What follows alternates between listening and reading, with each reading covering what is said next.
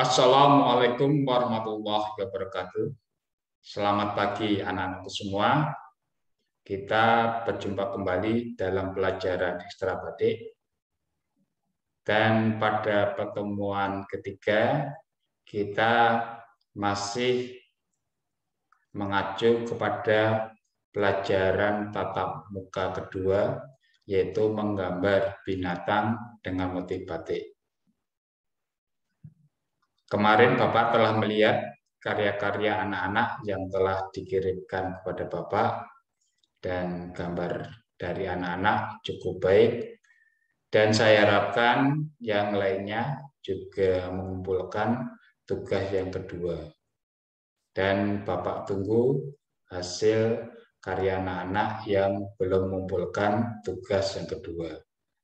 Pada pertemuan yang ketiga ini, Bapak tidak banyak menjelaskan, kita masih belajar menggambar dengan motif binatang dengan isian batik.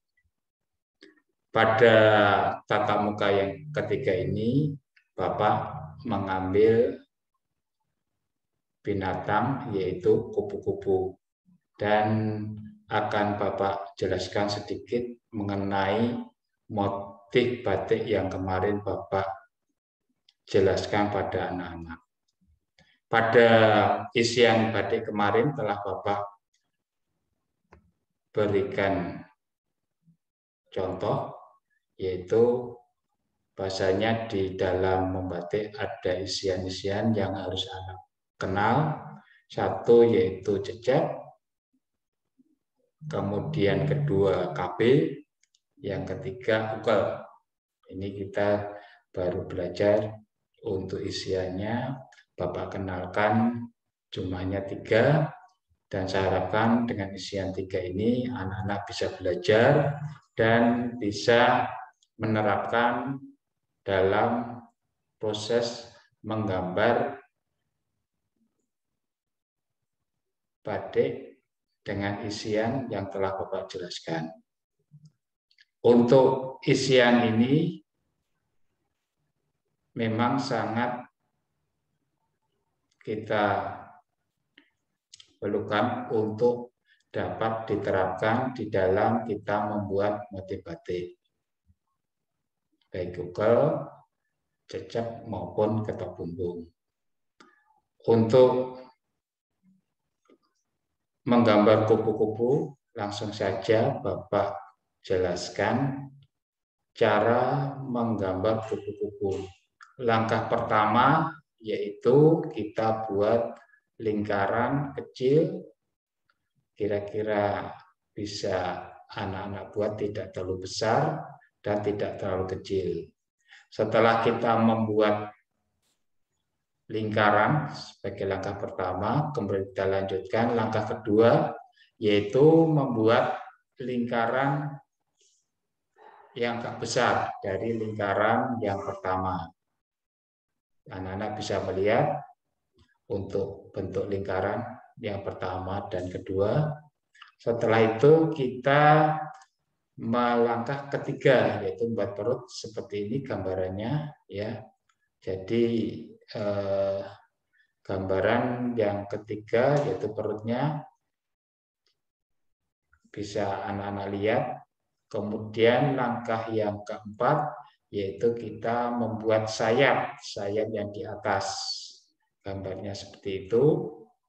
Kemudian setelah langkah keempat kita buat, kita menuju langkah yang kelima, yaitu membuat sayap yang belakang, yaitu sayap belakang 2. Setelah selesai langkah kelima, yaitu tadi buat lingkaran pertama, kedua, perut, kemudian sayap yang atas, kemudian sayap yang bawah, kita menuju langkah yang ke-6, yaitu membuat sumut ataupun belalai dari kupu-kupu ini, dan ditambahkan dengan mata di kanan kiri pada lingkaran yang pertama. Kemudian menuju ke langkah ke-7. Setelah selesai kita buat isian. di sini kita membuat isian dengan motif batik. Ya, tadi Bapak jelaskan ada cecaknya, kemudian ada seperti itu ya. Biasanya setelah diisi bagian dada sama perut, kita menuju langkah yang ke-8, yaitu kita memberi hiasan pada sayap. Nah, seperti ini. Ini isian yang sederhana. Ya.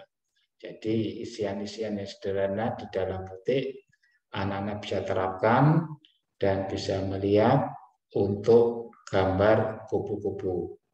Dalam menggambar kupu-kupu ini, anak-anak bisa berkreasi ya, setelah melihat daripada isian maupun dari bentuk kupu tersebut. Jadi tidak terikat.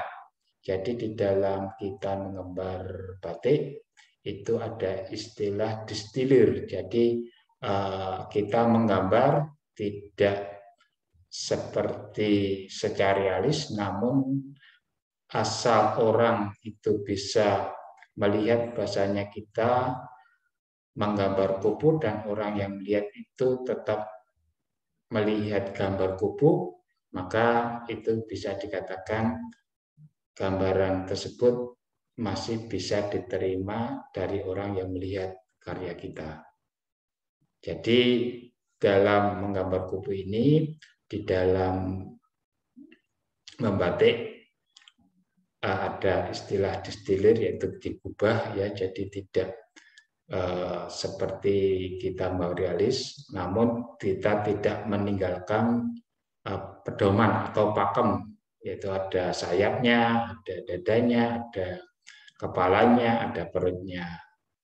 Saya harapkan anak-anak bisa menggambar dalam tugas yang ketiga ini, dan di sini Bapak akan memberikan contoh-contoh mengenai gambar kupu dengan motif batik.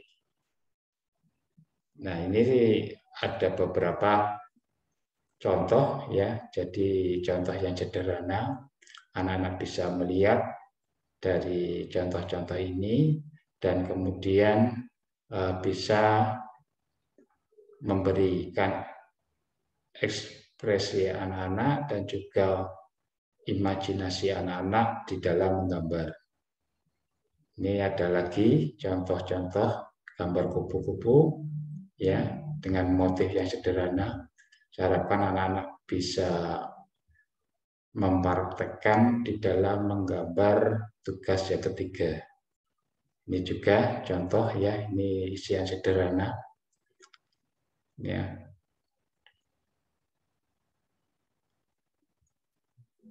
Nah, setelah anak-anak melihat tadi contoh-contoh dari gambar kupu dengan motif batik, saya harapkan anak-anak bisa melaksanakan tugas yang ketiga ini dengan menggambar kupu-kupu dengan motif batik.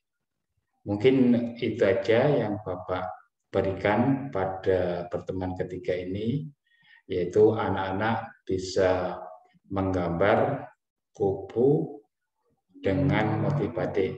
Boleh kupunya satu, boleh kupunya lebih dari satu, ya. Jadi anak-anak bisa lihat untuk gambaran masalah kupu yang ditugaskan dari Bapak.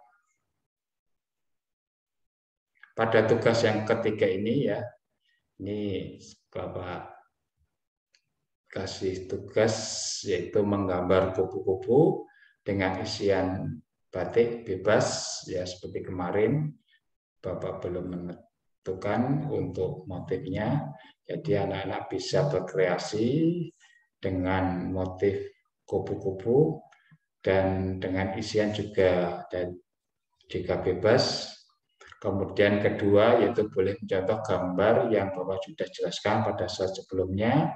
Dan ketiga, hasilnya dikumpulkan sebelum pertemuan selanjutnya. Jadi untuk waktunya Bapak harapkan agak luang ya. Jadi anak-anak bisa menggambar secukupnya dan bisa selesai.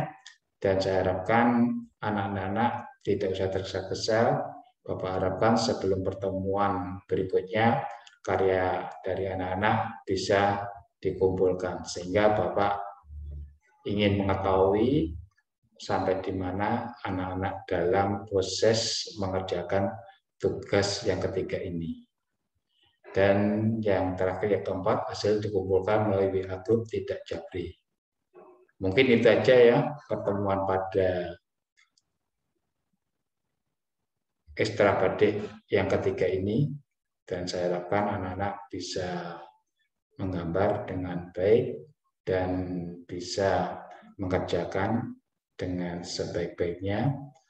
Mungkin cukup sekian dari Bapak, dan selamat mengerjakan, semoga sukses. Dan jangan lupa untuk karyanya yaitu dikasih nama, nomor, dan kelas.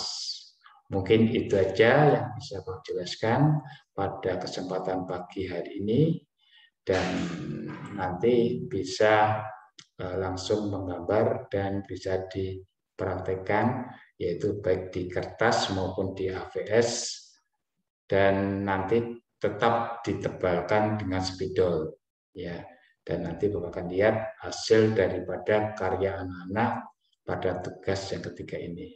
Mungkin itu saja dari Bapak, dan Bapak akhiri. Akhir kalam, wassalamualaikum warahmatullahi wabarakatuh.